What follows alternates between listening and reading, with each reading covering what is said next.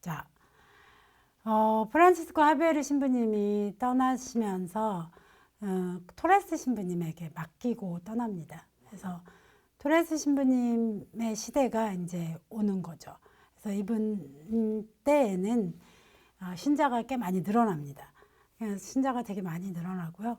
이 토레스 신부의 시대는 기억할 만한 게 뭐냐면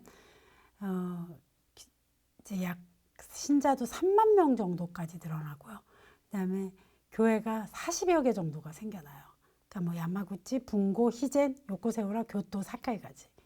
그리고 또 하나는 이게 되게 중요하죠. 그러니까 미세리코르디아가 이제 처음에는 예수의 선교사들에 의해서 만들어지지만 결국은 이게 이제 일본인 신자들에 의해서 운영이 됩니다.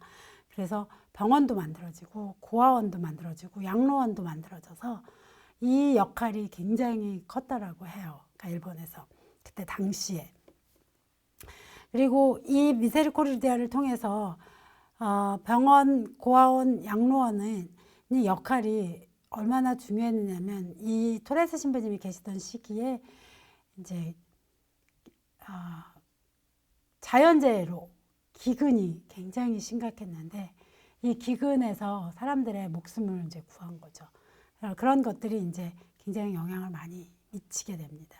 그래서 일본에서는 어쨌든지 간에 이런 자선이다라고 하는 굉장히 새로운 그런 문화를 받아들이게 됐다라고 하는 게 있습니다. 토레스 신부님의 일본인 간 역시도 굉장히 프란치스코 신부님하고 비슷했어요. 그래서 일본인의 이성과 지식 그리고 도리를 행동 규범으로 삼고 있는 점은 자신의 동포인 스페인인들보다 더 크다고 지적했고 또한 지식욕이 왕성하다 일본인들이. 그리고 그렇게 지식욕이 왕성한 걸 자기는 지금까지 본 적이 없다라고 할 정도로 일본인들에 대한 평가가 굉장히 후합니다. 그리고 또 하나는 성직자는 그 땅의 사람들에게 적응하기 위해서 충분히 주의를 기울여야 한다 이런 얘기를 하고요. 이거는 굉장히 어려운 일이다 이런 얘기를 합니다. 그러니까 적응주의인 거죠. 프란치스코 하비에르 신부님 역시도 적응주의를 이야기한 거고 토레스 신부님의 선교 역시도 적응주의였던 거죠. 굉장히 어렵지만 그 땅의 사람들을 이해하고 선교하려고 했었다라고 하는 거는 주목할 만하고요. 그래서 토레스 신부님 같은 경우는 선교사들을 어떤 사람들이 와야 되느냐라고 이야기를 했느냐면 지혜로워야 하고 현명하고 또한 겸손한 사람이어야 한다라고 하는 이야기를 했다라는 거예요. 그러니까 일본에 만약에 선교사를 파견한다면 그런 사람이어야 한다. 근데 이 말씀은 지금도 해당되는 게 아닐까 이런 생각을 많이 합니다. 그 낯선 곳에 가서 낯선 생활을 하기 위해서는 돌발적인 상황도 굉장히 많이 생겨나고 그리고 채 이해할 수 없는 그런 상황에도 접하게 될 텐데 이때 지혜롭고 현명하지 않으면 제대로 된 대처하기가 쉽지 않을 것이고 또한 낯선 이들에게 다가갈 때에는 이 겸손함이 굉장히 중요하지 않나 이런 생각을 하는데 그래야 한다라고 하는 이야기하고 또 하나는 일본인들의 그 승려들은 묵상을 많이 한다라는 거죠. 그러니까 명상을 굉장히 많이 한다. 그렇기 때문에 그런 이들하고 같이 뭘 하기 위해서는 묵상을 통해서 영감을 얻은 경험이 있는 사람이어야 한다라고 하는 이야기를 했던 거죠. 그러니까 즉 신비의 체험과도 같은 그런 어떤 신성이 있어야 한다라고 하는 얘기를 하신 거죠. 그리고 그래서 이제 일본인들은 이때 당시에 육식을 안 했어요. 그러니까 고기를 먹지 않았거든요. 그러니까 고기를 먹지 않으니까 그 일본인들이 주로 먹은 음식은 쌀이었겠죠. 쌀이고 생선, 절인 생선을 먹었고 주식으로 사 먹고 야채 같이 이렇게 아주 소박하게 일본인들의 식사가 그랬는데 이 토레스 신부님 역시도 일본인의 문화에 따라서 육식을 안 했고 그리고 일본인들하고 똑같은 식사를 했다라는 거죠. 똑같은 식사를 하면서 일본인들에게 다가가려고 했고 또 하나는 이때 당시에 그런 중개무역 즉 포르투갈 상인이 일본은 중국하고 직접적으로 교역을 할 수가 없었기 때문에 포르투갈 상인에 의한 중개무역이 이루어지거든요. 근데 이때에 일본의 귀족들이 중국에서 굉장히 선호했던 물건 중에 하나가 비단이거든요. 비단. 근데 이 비단은 어마어마한 가격이죠. 비싼 건데 일본인들한테 영향을 미치려면 이런 게 필요했었던 것 같아요. 그래가지고 비단 옷을 입습니다. 그러니까 비단 옷을 입고 그러니까 이게 이제 아무래도 이게 인간의 마음을 움직이게 하는 데에는 이런 부분들도 영향이 있었던 것 같아요. 그래서 비단 옷을 착용하고 선교에 나섰다라고 합니다. 그래서 이 토레스의 선교관도 하비에르 선교사의 선교관에서 이어지는 거죠.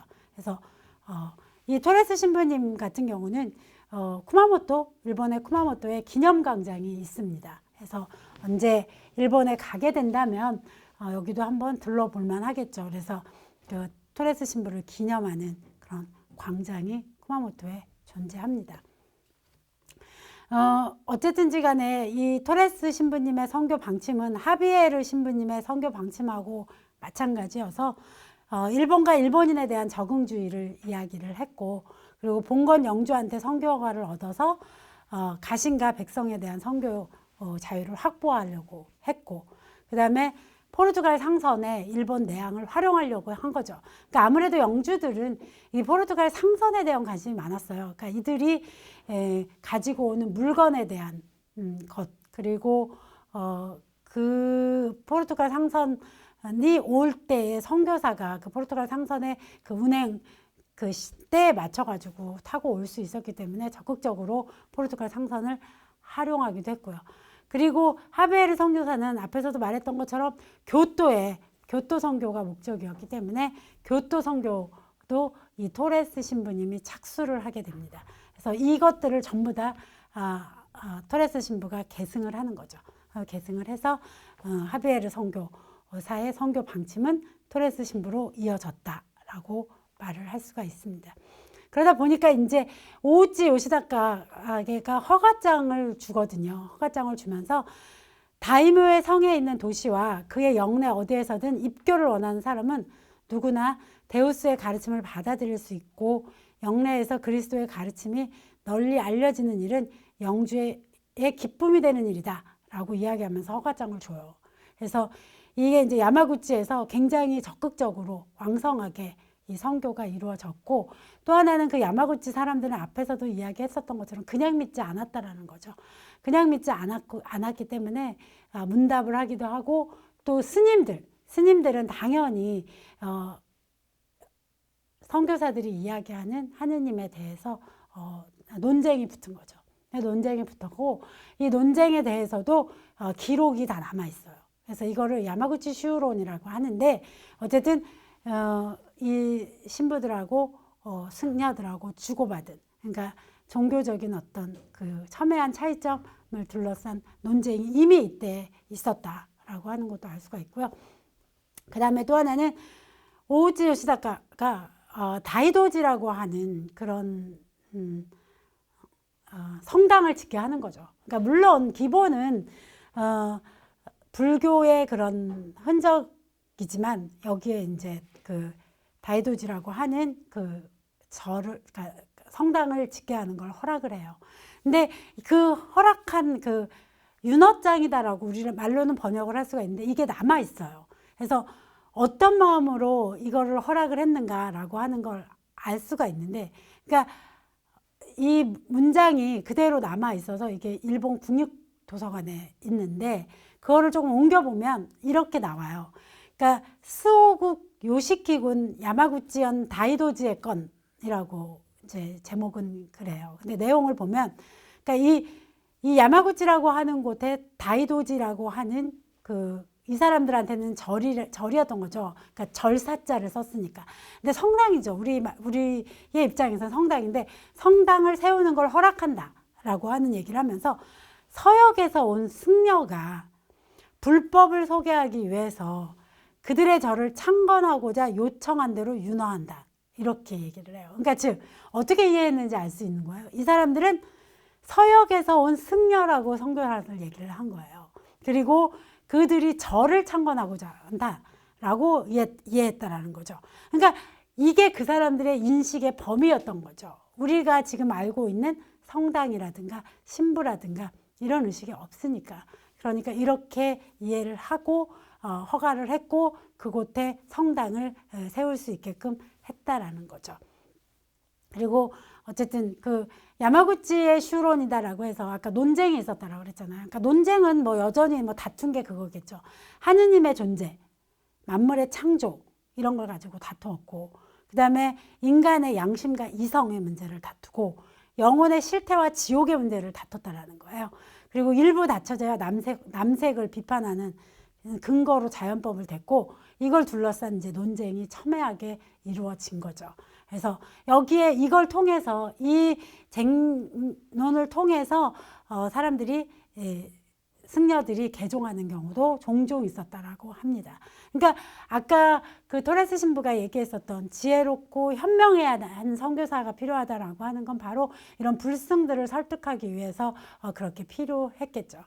그리고 이제 그때 있었던 실바사의 그 기록에 따르면 앞에서 얘기했던 미제리코르디아라고 하는 그런 해외 활동인데, 이 활동은 그러니까 야마구치 신자들은 매달 한 번씩 이 구호 활동에 나섰다라 그래요. 그래서 매달 한 번씩 가고, 많을 때는 한 달에 3번에서 4번까지도 구호 활동을 했고, 그래서 가난한 사람의 집을 세우고 한 거죠.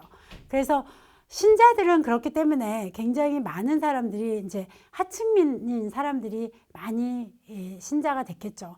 그러니까 먹고 살기도 힘들었던 사람들에게 먹고 사는 문제를 해결해 준 거죠. 그러니까 하늘의 양식만이 아니라 현실에서의 삶도 구원을 이루어 줬었던 그런 식의 선교가 있어서 어쨌든 굉장히 많은 사람들이 이때 당시에 야마구치 기리스탄이 2,000명까지 늘어났다라고 할 정도로 굉장히 많은 사람들이 개종을 하게 됩니다.